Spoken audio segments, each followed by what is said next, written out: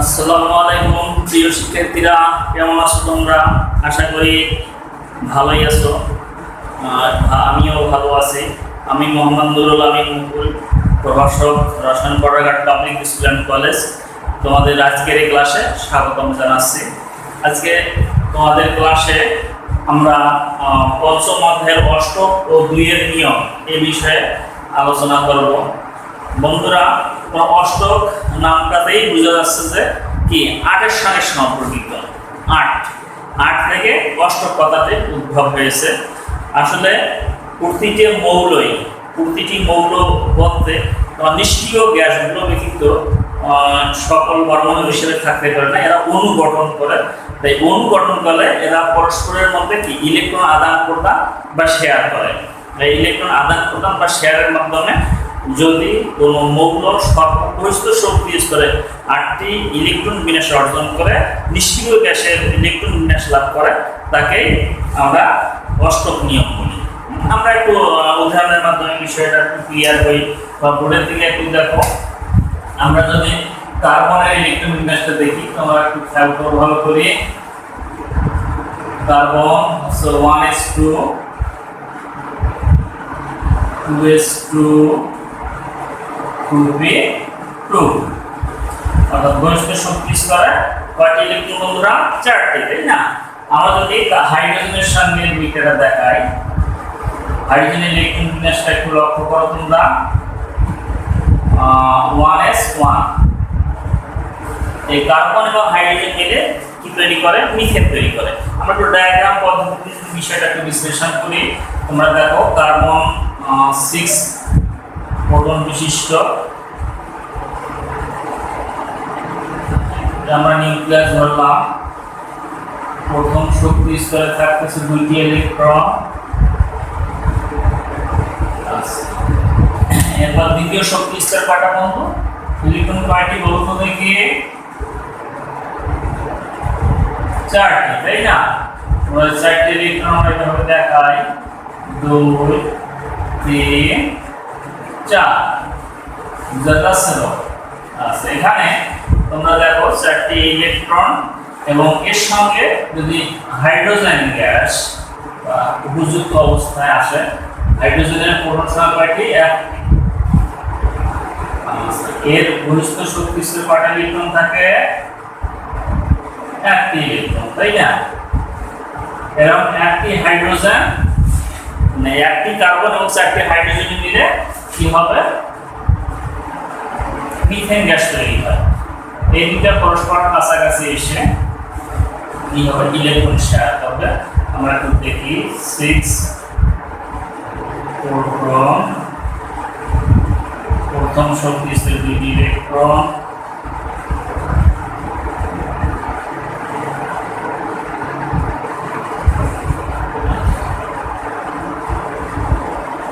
দ্বিতীয় শক্তি স্তরে কয়টি ইলেকট্রন বন্ধুরা?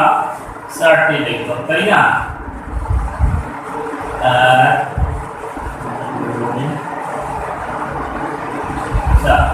আমরা হাইড্রোজেনের ইলেকট্রনটিকে ঘনবৃত্ত হিসেবে দেখাই। তাহলে যখন এরা ইলেকট্রন শেয়ার করবে, তখন তোমরা দেখো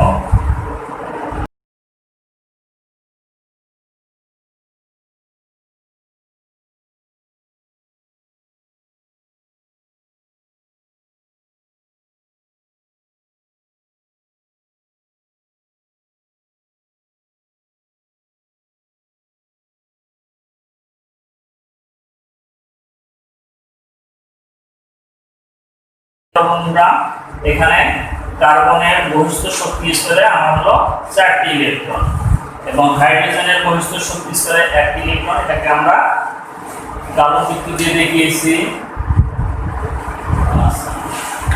এই ইলেকট্রন 1টি কার্বন এবং 4টি হাইড্রোজেন যখন পরস্পরের সংস্পর্শে আসবে, তখন কি হবে? ইলেকট্রন শেয়ার করবে। ইলেকট্রন শেয়ারের মাধ্যমে এদের কার্বনের 4টি বাহিরের স্তরে 4টি যে ইলেকট্রন ছিল এবং 4টি হাইড্রোজেন পরমাণু প্রতিটি বেজোর ইলেকট্রনের সঙ্গে ইলেকট্রন শেয়ারের মাধ্যমে মিথেন অণু গঠন করবে। তাই সেক্ষেত্রে আমাদের কার্বনের বহিষ্ঠ শক্তি স্তরে 8টি ইলেকট্রন অর্জিত হলো। এটা 8টি ইলেকট্রন এবং এটি কার্বন পরমাণুতে নিষ্ক্রিয় গ্যাস নিয়নের ইলেকট্রন বিন্যাস লাভ করলো, তাই না? এটাই হলো অক্টেট নিয়ম। এছাড়া এটা ইলেকট্রন শেয়ারের মাধ্যমে বন্ধনে গঠিত হলো। আমরা যদি আবার ইলেকট্রন আদান প্রদানের মাধ্যমে অক্টেট গঠন দেখাই, সেক্ষেত্রে আমাদের ধাতু এবং অধাতু পরমাণু সোডিয়ামের ইলেকট্রন বিন্যাস। সোডিয়ামের প্রোটন সংখ্যা কয়টি বন্ধুরা? এই 1:2 2:2 2:6 3s1, অর্থাৎ সোডিয়ামের বহিষ্ঠ শক্তি স্তরে একটি ইলেকট্রন। আচ্ছা, এরপর যদি আমি ক্লোরিনের ইলেকট্রন বিন্যাস দেখাই, ক্লোরিন 70 1:3 3 5। তাহলে ক্লোরিনের বহিষ্ঠ শক্তি স্তরে 7টি এবং সোডিয়ামের বহিষ্ঠ শক্তি স্তরে 1টি ইলেকট্রন। আমরা যে ডায়াগ্রাম পদ্ধতিতে ইলেকট্রন কেসটা খেয়াল করি, তোমরা একটু বোর্ডের দিকে দেখো। সোডিয়ামের পূর্ণ সংখ্যা 11 আর 11 নিউক্লিয়াস লিখলাম। প্রথম শক্তি স্তরে 2টি ইলেকট্রন, দ্বিতীয় শক্তি স্তরে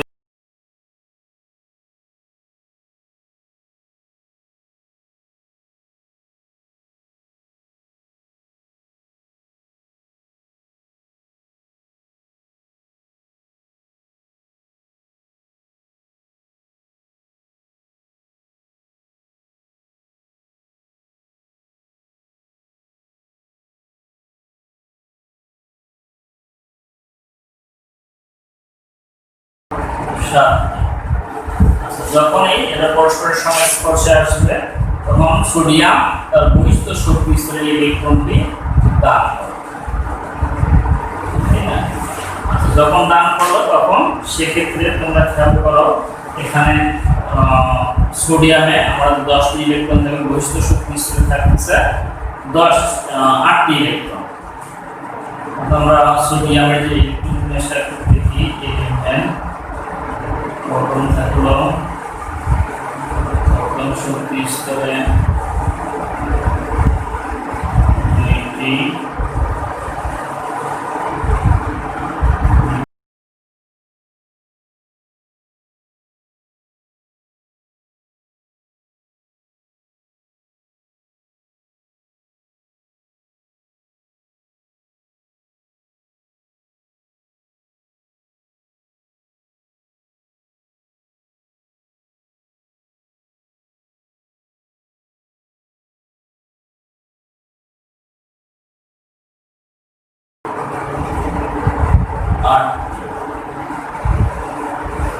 অর্থাৎ ক্লোরিনের বহিষ্ঠ শক্তি স্তরে 1টি ইলেকট্রন গ্রহণের মাধ্যমে ঋণাত্মক চার্জ। তাহলে বন্ধুরা, তোমরা এখানে অবশ্যই খেয়াল করছো, আমাদের সোডিয়াম এখান থেকে এই অবস্থায় যখন আসছে, সে কি করছে, 1টা ইলেকট্রন ক্লোরিনকে দান করছে, যে কারণে সেখানে বহিষ্ঠ শক্তি স্তরে সোডিয়ামের ইলেকট্রন বিন্যাস দাঁড়ালো 8টি। আবার এই সোডিয়াম পরমাণু কর্তৃক দানকৃত ইলেকট্রন ক্লোরিন পরমাণু গ্রহণ করাতে সেখানে তার বহিষ্ঠ শক্তি স্তরে 8টি ইলেকট্রন বিন্যাস লাভ করলো এবং সেক্ষেত্রে এই আর্গনের ইলেকট্রন বিন্যাস লাভ করলো। এবং সোডিয়াম পরমাণু ইলেকট্রন দান করে সে নিয়নের ইলেকট্রন বিন্যাস লাভ করলো। এভাবে ইলেকট্রন আদান প্রদানের মাধ্যমে সর্ববহিষ্ঠ শক্তি স্তরে 8টি ইলেকট্রন বিন্যাস অর্জিত হয়। এটাই হলো অক্টেট নিয়ম বা অষ্টক নিয়ম। অক্টেট ইংরেজিতে বলা হয়। বন্ধুরা, আশা করি তোমরা অক্টেট বা অষ্টক নিয়ম ক্লিয়ারলি বুঝতে পারছো। ঠিক আছে, ওকে। এখন আমরা 2 এর নিয়মে আসবো। 2 এর নিয়মটা হচ্ছে একটি আধুনিক নিয়ম। এখানে অষ্টক নিয়মের কিছু সীমাবদ্ধতা বা লিমিটেশন রয়েছে, যেটা ওভারকাম করেছে 2 এর নিয়ম। এই জন্য 2 এর নিয়মকে আধুনিক নিয়ম বলা হচ্ছে। 2 এর নিয়মে আমরা দেখি যে আমরা অষ্টক নিয়মের কিছু ব্যতিক্রম যদি লক্ষ্য করি, যেমন বেরিলিয়াম ক্লোরাইড অণুর ক্ষেত্রে বেরিলিয়াম ইলেকট্রন বিন্যাস আমরা একটু লক্ষ্য করি। 1:2 2s2। আচ্ছা, মানে বেরিলিয়াম যখন ক্লোরিনের সঙ্গে যুক্ত হয় বেরিলিয়াম ক্লোরাইড যৌগটি তৈরি হয়, তাহলে 17 প্লাস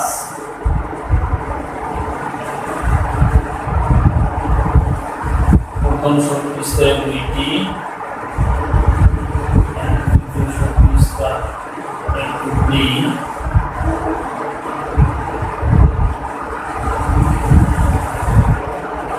দ্বিতীয় শক্তি স্তরে 8টি এবং তৃতীয় শক্তি স্তরে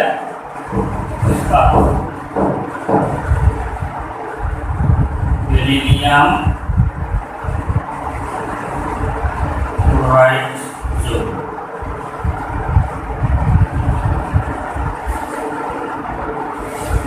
আচ্ছা, বেরিলিয়াম ক্লোরাইড যৌগের মধ্যে আমরা খেয়াল করতেছি এখানে বেরিলিয়াম, এই বেরিলিয়ামের বহিস্থ শক্তি স্তরে আমার হলো 4টি ইলেকট্রন, 1 জোড়া 2 জোড়া অর্থাৎ 4টি ইলেকট্রন, অর্থাৎ বেরিলিয়াম পরমাণু বহিস্থ শক্তি স্তরে 8টি ইলেকট্রন ফসাচ্ছে না।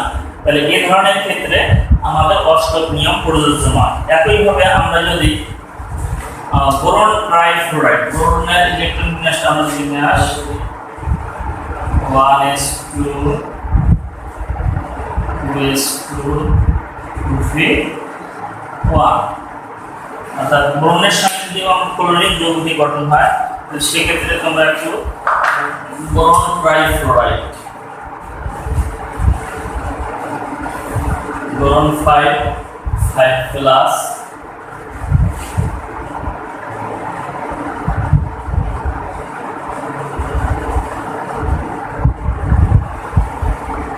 প্রথম শক্তি স্তরে আমাদের 2টি ইলেকট্রন এবং দ্বিতীয় শক্তি স্তরে 3টি ইলেকট্রন,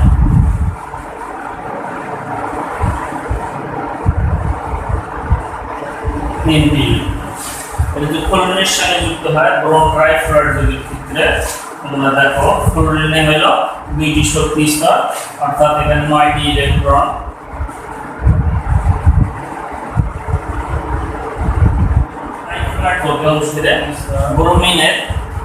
বোরনের বহিস্থ শক্তি স্তরে এখানে হলো কয়টি, 2টি 4টি 6টি, অর্থাৎ বহিস্থ শক্তি স্তরে 6টি ইলেকট্রন বিন্যাস লাভ করে। কাজেই এটি অষ্টক নিয়মের পরিপন্থী, কাজেই এটি অষ্টক নিয়মের একটা লিমিটেশন বা সীমাবদ্ধতা আমরা বলতে পারি। এই সীমাবদ্ধতা দূর করার জন্য বিজ্ঞানীগণ 2-এর নিয়মটাকেই অধিক কার্যকরী এবং আধুনিক সংজ্ঞা হিসেবে নিয়মটা কার্যকরী করেছেন।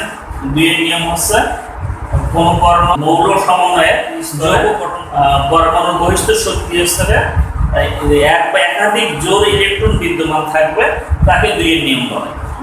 তাহলে আমরা যদি এটা একটু উদাহরণের সাহায্যে দেখতে গেলে সেক্ষেত্রে আমরা বোরন ট্রাইফ্লোরাইড যৌগ বা বেরিলিয়াম ডাইক্লোরাইড যৌগের ক্ষেত্রে বহিস্থ শক্তি স্তরে এখানে কয়টি, 3 জোড়া, 1 2 3 জোড়া ইলেকট্রন বিদ্যমান থাকলো।